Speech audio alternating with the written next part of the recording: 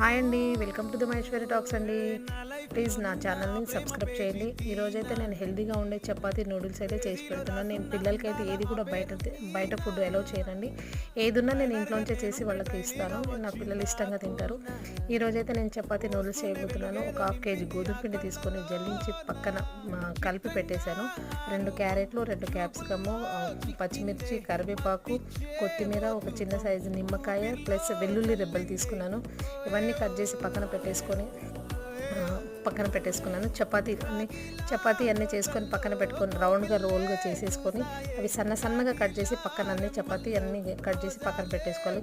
Stove మీద ఒక pan పెట్టేసి అందులో ఆయిల్ వేసి కరివేపాకు, కొత్తిమీర, వెల్లుల్లి రెబ్బలు, క్యారెట్, క్యాప్సికమ్ ఇవన్నీ వేసి కొంచెం మెత్తగేదాకా ఫ్రై చేయాలి. ఆ తర్వాత ఉప్పు, కారం, పసుపు, నిమ్మకాయ పిండేసి అందులో వేసేసిన తర్వాత మనం కట్ చేసి